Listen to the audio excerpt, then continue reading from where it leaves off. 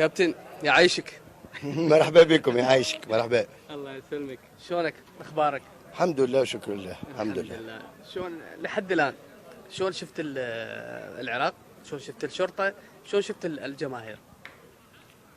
قبل كل شيء نحكي على الفريق بتاعي، نادي الشرطه، يعني نادي على مستوى عالي، على المستوى الرياضي خاصه، يعني شعاع الجماهيري نتاعو موجود، وسمعته سابقته خارج الحدود قبل ما اجي. بطل 2 مواسم متتاليه الاخيره، فريق كبير ما يرضى الا بالنتائج وبالالقاب والمردود كذلك. 2 على مستوى عام، خلينا نقول لك الشغف الجماهيري الموجود في العراق بكرة قدم يعني بدون حدود، وهذا يعطي رونق للعبة، يعطي حماس للعبة. 2 البنية التحتية للمباريات بالنسبة لي تعتبر حافز باش الجماهير تحضر في المباريات وتشجع الفرق نتاعها وتحفز اللاعبين. لذلك نشوف أنه العراق في بصدد الرجوع للمستوى نتاعو الاعتيادي اللي نعرفوه. على المستوى الرياضي شفنا فما مجهود كبير يتقام من الاتحاد الكرة على كل المستويات، مستوى الرياضي، مستوى التمويل، مستوى الصورة اللي هي قادرة أن تسوق الدوري العراقي. هذا كله بنقاط تعتبر إيجابية. يبقى هو ملاعب التدريبات لابد يكون من الصيانة والرعاية ومن إيجاد نوادي أماكن للتدريبات، لأنه مهم. نحن نلعبوا ساعة ونصف في الأسبوع مباراة، لكن ندربوا يمكن قريب 10 ساعات في الأسبوع. نحتاج ملاعب تدريب. ملاعب تدريب، هذا هو. طيب. غير هذا يعني يطاب العيش في العراق ويطاب العمل في العراق. بداية الكابتن، بدايتك مو مثل حاليا، كانت متعثرة، لكن احنا نشوف بصمتك واضحة في خلال 3 مباريات الأخيرة بالنسبة لفريق الشرطة. شوف احنا راه بصفة عامة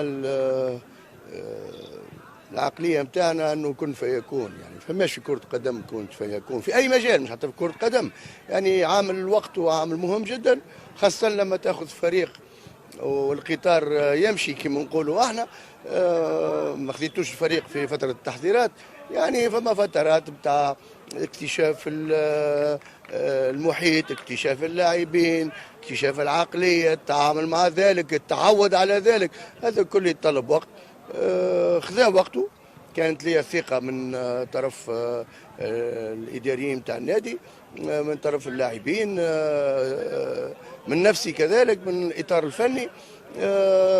بعدين عرفنا كما نقولوا الأوقات المفاتيح أو الحركات المفاتيح اللي نقدر نأثر فيها باش تعطينا عامل إيجابي.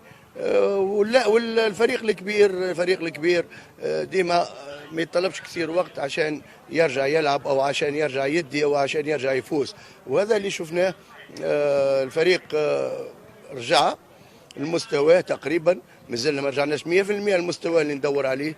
النتائج الإيجابية في المدة الأخيرة من شأنها أنها تعطينا حافز، من شأنها تخلينا نصلح وإحنا نشتغل في عامل إيجابي، في مناخ إيجابي. لكن ديما نقول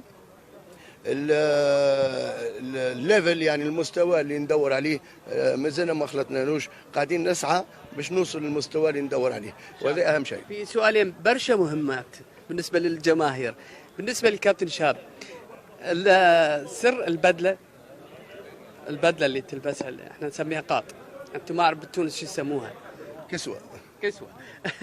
دائما مميز باللبس. احنا يعني متعودين على المدربين اللي يلبسون ملابس رياضية. وثاني سر الدفتر اللي اليوم ماكو، ما شفنا موجود الحمد لله. شوف انا بالنسبة لي انا هو يوم عرض، كما تقول عرض فني. المباراة هي عرض، لابد أن نوع من احترام الملعب، احترام التلفزيون، الناس اللي تشاهد فينا في بيوتها، احترام مهنتي من بداياتي. يعني هذه مش جديدة، من بداياتي اخترت أن يكون يوم المباراة بالنسبة لي أنا هو يوم عرس، يوم احتفال. يوم عمل اكيد لابد نكون نظر فيه مظهر لائق. هذا ما يعنيش انه اللي يلبس بدله رياضيه ويلبس بدله اخرى يعني مش لائق، لا بالعكس، كل حد عنده توجه. بالنسبه للدفتر تعرف اللي حاجه مهمه جدا هي الكتابه، تساعدك على حفظ الملاحظات سواء بين الشوطين او سواء حتى في الحصه التدريبيه. كابتن هاشم قال لي بيه اسرار خاصه. لا ما عندناش اسرار عمل، يعني تعتبر العمل سر، يعني اسرار عمل، يعني فيه كلمات مفاتيح اللي هي نقولها بين الشوطين على جراء ما شفناها في الشوط الاول حتى ما تنسى تدونها. اكيد، لانه التدوين حتى لو ما ترجعلوش يساعدك انه يترسخ في الذهن. لذلك هي عمليه التدوين هذه عمليه اعتبرها انا اداه لترسيخ الافكار اللي باش نقولها بين الشوطين او الافكار اللي باش نشتغل عليها في الحصص التدريبيه فقط.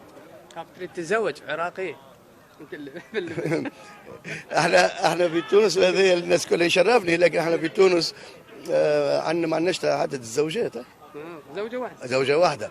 وانا ما يعني تخاف له؟ لا مش، لا سعيد. سعيد بزوجتي وبعائلتي والحمد لله.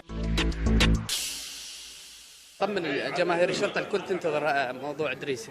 احنا يوم امس كانت عندنا اتصالات مطوله عن طريق الجهاز الطبي الموجود في اداره نادي الشرطه مع فريق نادي الشرطه، وتوصلنا مع اتفاق مع دكتور شامل في تركيا، وخلينا نقول يعني بنسبه 95% العمليه راح تجري مطلع الاسبوع القادم ان شاء الله تعالى في تركيا.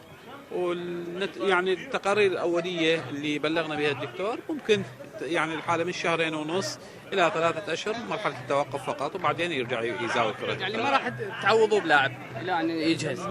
مبدئيا يعني في حال يعني انه 2.5 لا، المفروض يبقى بالفريق. واحنا ايضا يوم امس بعثنا له للاعب مسج ورساله من خلال مشرف الفريق الكابتن علي الشحماني انه الاداره ترغب بتجديد، يعني حتى ما ترغب بتجديد العقد ادريسه لمده 3 سنوات اضافيه حتى يكون دافع نفسي ومعنوي للاعب، دافع معنوي تاهيله. نعم ان شاء الله. من القادم بالانتقالات الشتويه، من المغادر رسميا، ما راح نقول لك اسرار لا قضيه المغادرين ما اعتقد اكو مغادرين، بس ممكن اكو اضافات، يعني ممكن اكو اضافات. عندنا بعد مباراه شنو الاضافات؟ بعد مباراه نفط الوسط راح تكون جلسه مع الجهاز الفني، وراح نختار اعتقد اكو محترف ينضاف للفريق، واضافه الى لاعبين محليين ان شاء الله تعالى. اي مراكز؟ يعني هو المدير الفني محدد مراكز، وهو راح يختار المراكز اللي اللاعبين نقدر نعرف من وين؟ يعني هو المحلي احنا ما راح نجيبه من الفضاء، من الدوري العراقي. من المحلي؟ لا المحترف بعد لحد الان يعني ما لا كخي يعني عندنا عده اسماء، لكن كتشخيص اي بعد، لان قلت لك احنا نحتاج المراكز. هاشم رضا يعني راح مو هسه اكو تجميل ماكو تصغير. اي نصغر ونرجع. شرطاوي بالله شرطاوي يابا اليوم المنقى مرتاح، قاط رصاصي وفتح الدقمه وسوى قدامي. هسه سويت له لقاء الكابتن الشاب، يقول انا يجوز استعرض احتمال يريد يتزوج، بس هو شويه متخوف. الشاب منقى راح نجيب له مره. ساد الشاب حضر نفسك راح اجيب لك عروسه بس والله باليوم.